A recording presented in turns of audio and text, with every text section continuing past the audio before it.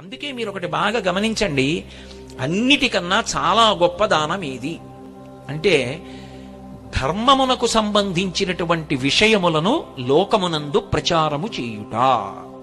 మీరు ఇవాళ అన్నం పెట్టారనుకోండి, సాయంకాలానికి జీర్ణమైపోతుంది, మళ్ళీ ఆకలిస్తుంది.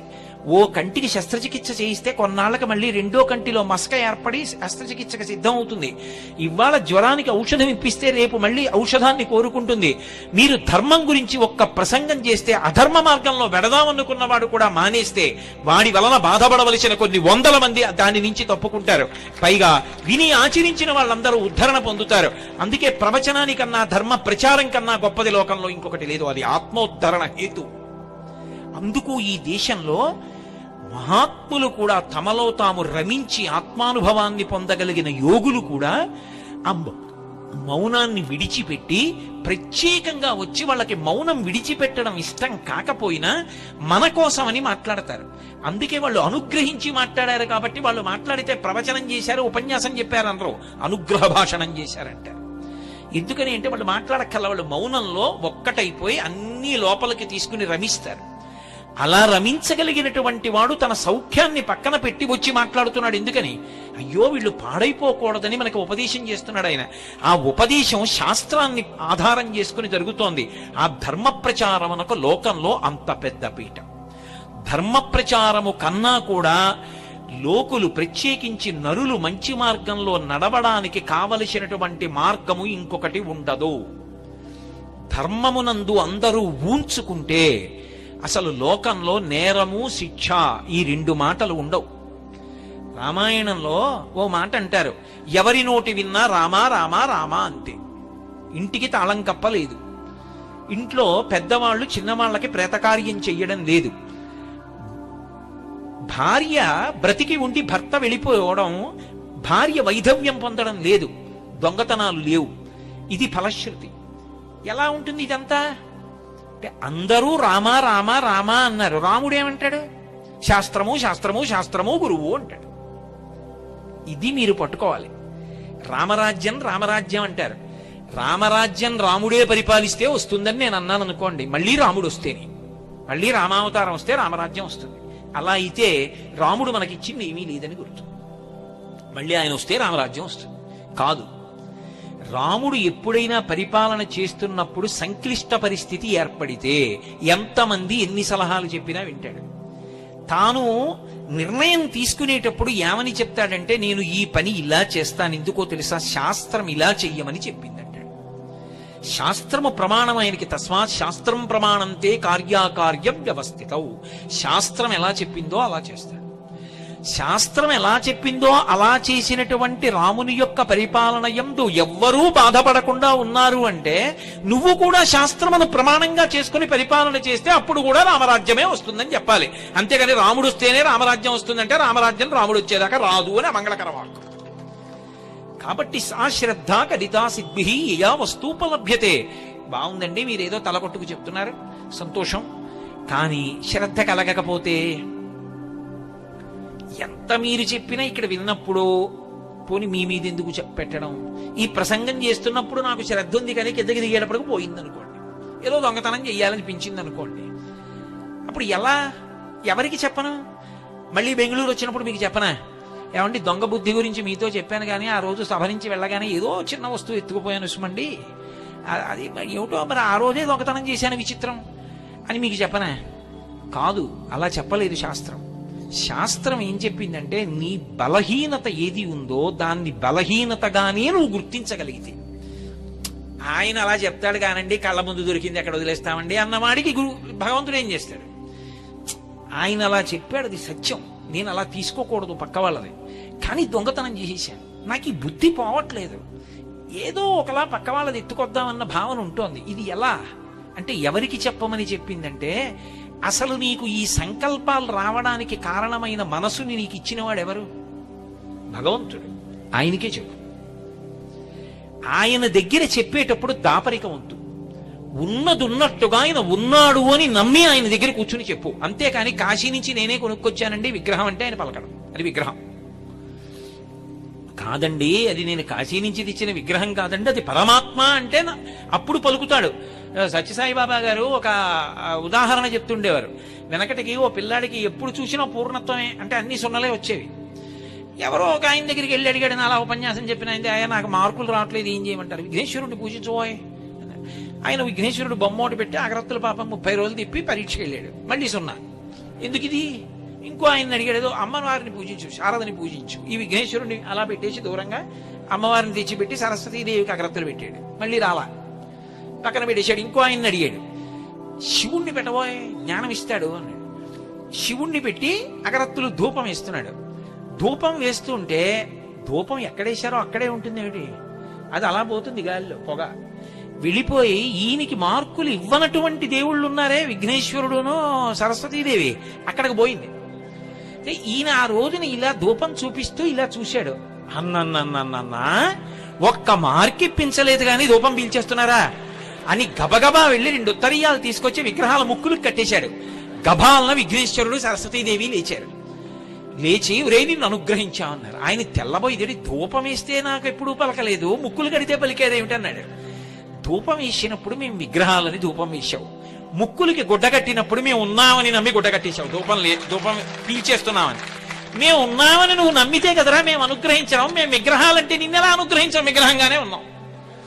ఇవాళ ముక్కు గుడ్డ కట్టావు, మేము ఉన్నామని నమ్మావు. ఏ భావనతో కట్టావు? ఉన్నామని నమ్మావు, చాలు ఉన్నాం పలికాం. ఇచ్చి సంభో విద్య. అసలు వాడు ఉన్నాడని నమ్మితే కదా వాడికి చెప్పడం. నేను కాశీ నుంచి తెచ్చిన విశ్వనాథుడు అండి, తిరుపతి నుంచి తెచ్చిన వెంకటేశ్వర స్వామి విగ్రహం అండి, నేను ఏదో కంచి నుంచి తెచ్చిన అన్నపూర్ణ కామాక్షి విగ్రహం అండి, ఇవన్నీ నీ తెచ్చిన విగ్రహాలేనండి. కొంత అంటే నేను అన్నాను ఎందుకు, అండం ఎందుకు, ఆ మాట అండం వదిలిపెట్టేయండి. కానీ ఈ విగ్రహాలు విగ్రహాలు విగ్రహాలు అన్న మాట మీరు అన్నప్పుడు అవి ఎందుకు పలుకుతాయండి? అవి పరమేశ్వరుడు ఏంటి? అసలు శ్రద్ధే లేదు అక్కడే. కాదు, వాడు ఉన్నాడు, వాడు ఆ రూపంలో కూర్చున్నాడు నా ఇంట, నా స్వామి. అందుకే సుప్రభాతం పాడితే నిలబడి పాడతారు, ఏకాంత సేవ చేస్తే కూర్చుని చేస్తారు. సుప్రభాతం ఎందుకు చేస్తారంటే చటుక్కుని లోపలికి వెళ్ళకూడదు. చటుక్కుని లోపలికి వెళ్ళిపోయారనుకోండి, మీరు ఏమని అడిగారు? ఏకాంత సేవ చేసినప్పుడు అమ్మవారితో కలిసి పడుకోమని అడిగారా? అమ్మవారితో కలిసి పడుకున్నప్పుడు ఇద్దరు ఎలా ఉన్నారో చటుక్కుని తలుపు తీస్తే ఎలా?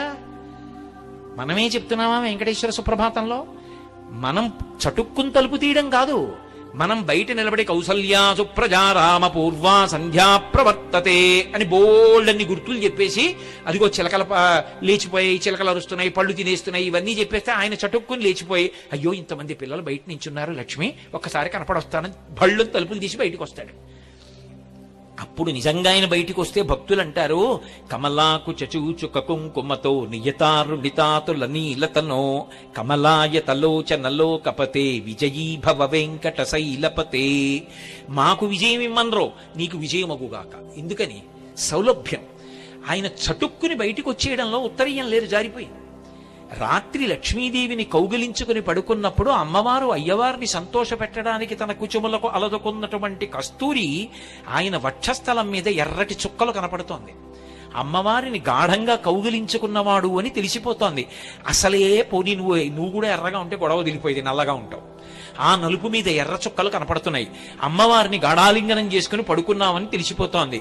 చటుక్కున ఉత్తరీయం కూడా లేకుండా వచ్చేశావు. మా కోసం ఇలా వచ్చేసావా?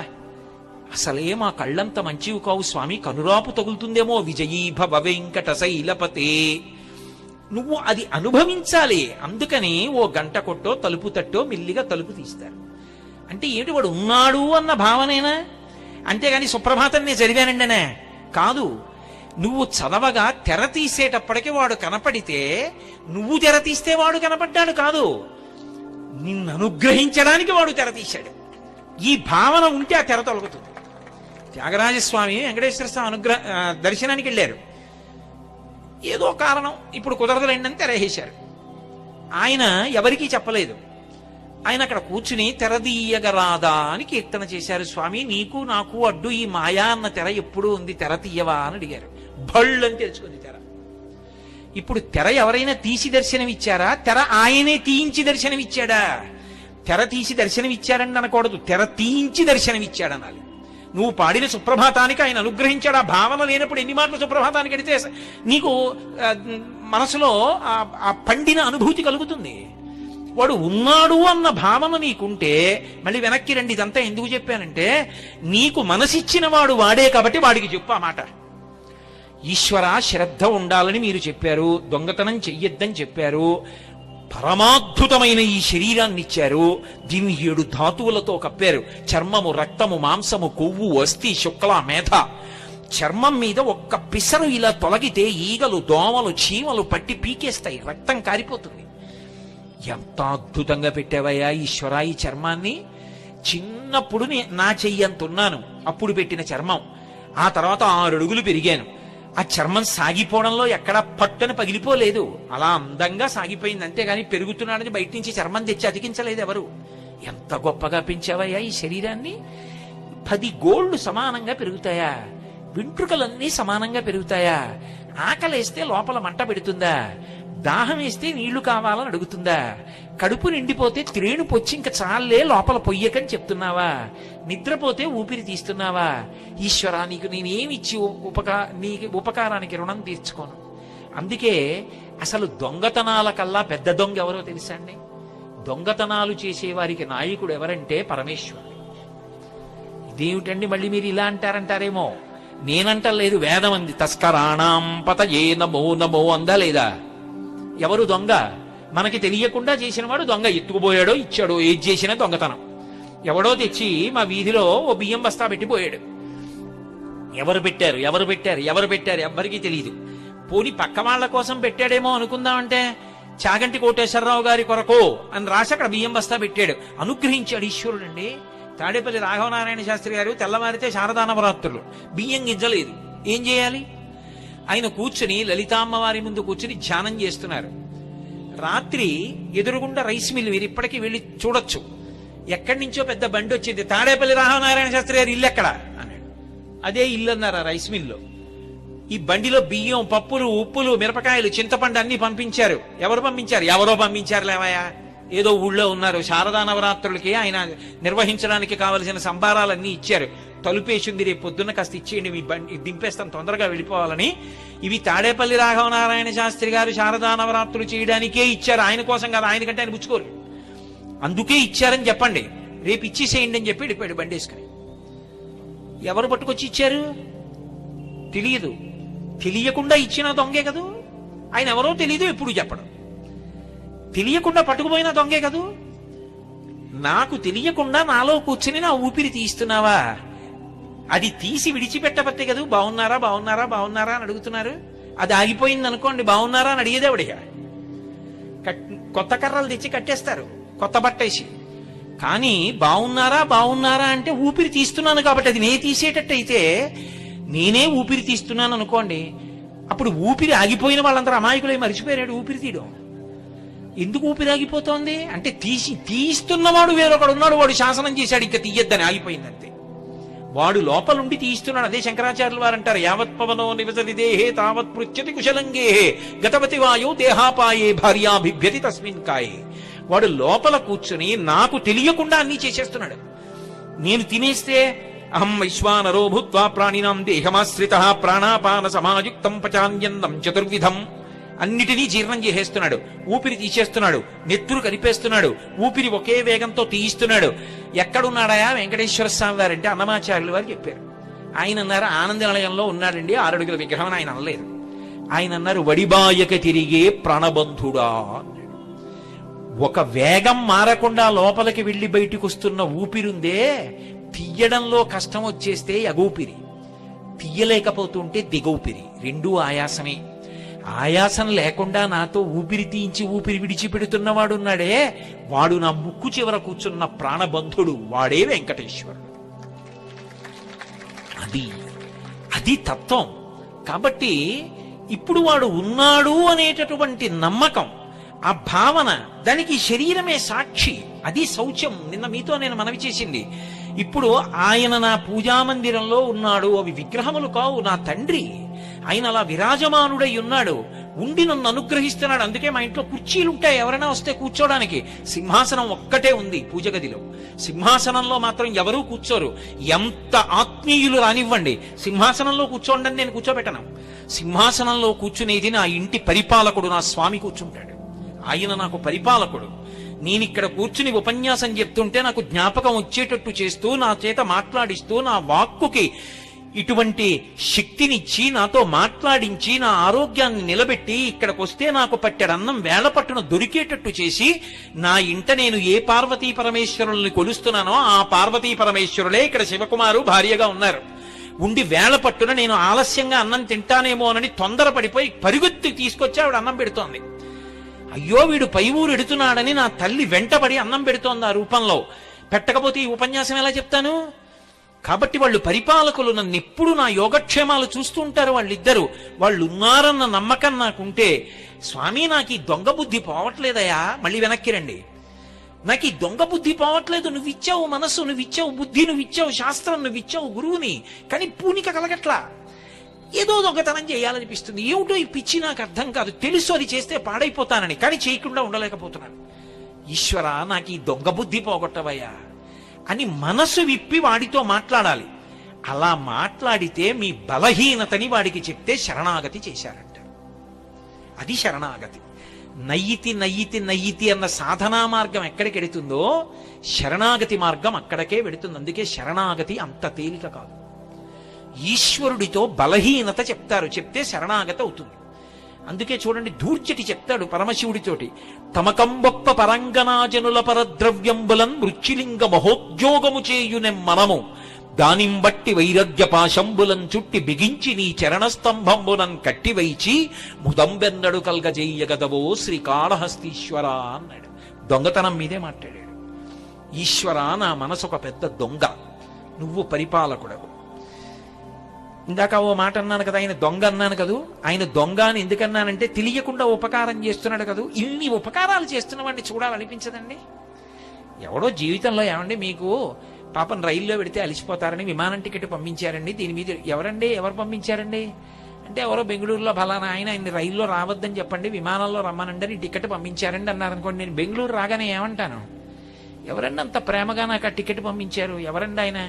ఈయనేనండి అంటే పరమ ప్రేమతో, అయ్యా ఎంత ప్రేమ మీకు నా మీద అని అంటానా? అన్నా. ఒక్క ఉపకారానికి ఆయన్ని చూస్తే నేను అంత సంతోషపడిపోతే, ఇన్ని ఉపకారాలు నిరంతరం చేస్తున్న భగవంతుడు కనపడకుండా ఉంటే దొంగలా, కనపడాలని నేను కోరుకుని పరిగెడితే తప్పుందా? వాడు ఎక్కడ దొరుకుతాడు? ఇక్కడ దొరకడు. పైన ఎక్కడ దొరుకుతాడు? ఇక పారిపోవడానికి అవకాశం లేకపోతే దొరుకుతాడు. నేను పరిగెడితే వాడు కనపడకుండా పరిగెడితే పరిగెత్తి ఎక్కడికెళ్ళి దాక్కోవాలి? ఏది కనపడితే అందులో దూరిపోతాడు. కాబట్టి ఆయన ఏం చేశాడు? గర్భాలయంలోకి దూరిపోయాడు. గర్భాలయానికి వెనక తలుపు ఉండదు.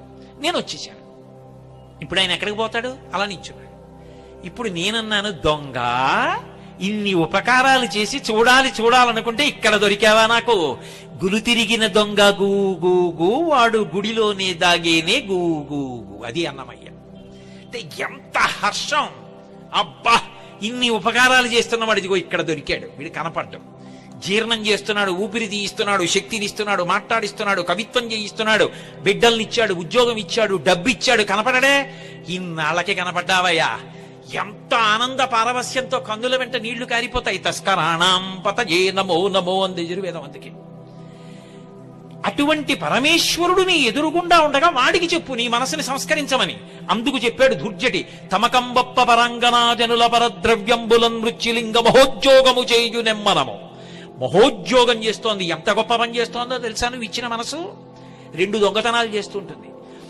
తమకంబొప్ప పరాంగనాజనుల పరద్రవ్యంబులన్, నా భార్య యందు నా కామ ఉంటే దోషం కాదు, పరకాంత కనపడితే నా కామము వారి యందు ప్రవర్తిస్తోంది. ఎంత తప్పు పని చేస్తోంది? దొంగ బుద్ధే కాదా? కాబట్టి దొంగ బుద్ధి నా మనసుది. పరద్రవ్యంబులన్, నాది కానిది పరుల ద్రవ్యాన్ని చూస్తే అది నాకు ఇస్తే బాగుండనిపిస్తోంది. దొంగ బుద్ధే కాదా? వాడు ఇవ్వకపోతే పట్టుకొచ్చేద్దాం అంటోంది, ఎలాగో అలా మోసగించి తెద్దామంటోంది. దొంగ బుద్ధే కాదా? పరాంగనా పరద్రవ్యంబులన్ మృత్యులింగ మహోద్యోగము చేయునెం మనము. నా మనసు ఇన్ని దొంగతనాలు చేస్తోంది. చెప్పేశానుగా దొంగతనం అని. దొంగని పట్టుకొచ్చి నీకు అప్పచెప్పానుగా. నువ్వు రాజువి, రాజశేఖరుడివి, నువ్వు చంద్రుణ్ణి ధరించిన వాడివి. శివ నువ్వేం చెయ్యాలి? దొంగని పట్టుకెళ్ళి ప్రభువుకు అప్పచెప్తే స్తంభానికి కట్టేస్తాడు. కట్టేయి నా మనసుని. బయట స్తంభాలకొద్దు, నీ చరణ స్తంభంబునన్ కట్టి వైచి నీ కాళ్ళు అన్న స్తంభాలకి కట్టేయి మనసుని. నీ చరణ స్తంభంబునన్ కట్టి వేస్తే ఈ దొంగ బుద్ధి పోతుంది. ముదంబెన్నడు కల్గజేయగదవో. నీ పాదాలు పట్టుకుంటే ఆ దొంగ బుద్ధి పోయి మనసుకి కలగవలసిన సంతోషం కలుగుతుంది. ముదంబెన్నడు కల్గజేయగదవో శ్రీకాళహస్తీశ్వర. ఎవరికి చెప్పాడు ఇప్పుడు దూర్జటి? ఊళ్ళో వాళ్ళకి చెప్పలేదు, కాళహస్తీశ్వరుడికి చెప్పాడు. దాపరికం లేకుండా చెప్పాడు. కాళహస్తీశ్వర శతకం ఏమి శతకం అండి అది నిజంగా. రోషీరో యదు కామినీ జనుల తారుణ్యోరు సౌఖ్యంబులన్ బాసీబాయత పుత్రమిత్రధన సంపద్భ్రాంతి వంచాలతల్ కోశీకోయదు నామనంబకట నీకున్ ప్రీతిగా సత్క్రియల్ చేసి చేయదు. దీని త్రుళ్ళనచవే శ్రీకాళహస్తీశ్వర. కాసేపు మంచి బుద్ధి పొందినట్టుగా ఉంటుంది. ఏమిటి సౌఖ్యాలు, ఏమిటి స్త్రీ సౌఖ్యం, ఎన్ని మాటలు అనుభవించాను, ఏడే పిచ్చి అంటుంది. మళ్ళీ సిద్ధం.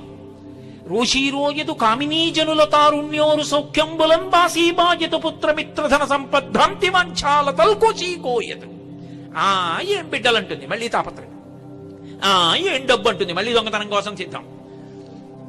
ఏమిటయా ఈ మనసుని నేను అణచలేకపోతున్నాను. కాసేపు బాగుంటుంది, కాసేపు పాడైపోతుంది, ఎప్పుడు నన్ను ముంచేస్తుందో తెలియట్లేదు. కాబట్టి దీని త్రుళ్ళనచవే శ్రీకాళహస్తీశ్వర. దీని త్రుళ్ళు, దీని అల్లరి అణిచి ఇచ్చినవాడి నువ్వు కాబట్టి నీ మాట వింటుంది, తొక్కిపెట్టు. ఇంకా దూర్జటి నా మనసుని నువ్వు కట్టన్నాడు. అసలు శంకరాచార్యులు వారు శివానంద లహరిలో చేసిన శ్లోకం పరమాద్భుతం. మా గురువు గారు అస్తమానం నాతో చెప్పుకు మురిసిపోతుంటారు. రే, ఈ శ్లోకం భారతీ తీర్థ మహాస్వామి వారి దగ్గర చదివానురా, చదివితే ఇలా అన్నారా అంటే తప్పు చెప్పానేమో అని అనుకుని ఆగిపోయాను. ఆయన మళ్ళీ పిలిచి చెప్పమన్నారా, ఈ శ్లోకం మళ్ళీ గట్టిగా చెప్పాను. ఆయన పొంగిపోయి ఓ లోపల నుంచి శృంగేరి ఉత్తరీయం తెప్పించి నాకు కప్పించారా అని ఆయన ఇంటి గురించి కూడా అంత తాపత్రయపడరు. ఆ ఉత్తరీయం మాత్రం దాచుకుని అప్పుడప్పుడు చూపించి కళ్ళమ్మ నీళ్లు పెట్టి. అందుకే మీరు ఒకటి బాగా గమనించండి, అన్నిటికన్నా చాలా గొప్ప దానం ఏది అంటే ధర్మమునకు సంబంధించినటువంటి విషయములను లోకమునందు ప్రచారము చేయుట. మీరు ఇవాళ అన్నం పెట్టారనుకోండి, సాయంకాలానికి జీర్ణమైపోతుంది, మళ్ళీ ఆకలేస్తుంది. ఓ కంటికి శస్త్రచికిత్స చేయిస్తే కొన్నాళ్ళకి మళ్ళీ రెండో కంటిలో మసక ఏర్పడి శస్త్రచికిత్సకు సిద్ధం అవుతుంది. ఇవాళ జ్వరానికి ఔషధం ఇప్పిస్తే రేపు మళ్ళీ ఔషధాన్ని కోరుకుంటుంది. మీరు ధర్మం గురించి ఒక్క ప్రసంగం చేస్తే అధర్మ మార్గంలో వెడదామనుకున్నవాడు కూడా మానేస్తే వాడి వలన బాధపడవలసిన కొన్ని వందల మంది దాని నుంచి తప్పుకుంటారు. పైగా విని ఆచరించిన వాళ్ళందరూ ఉద్ధరణ పొందుతారు.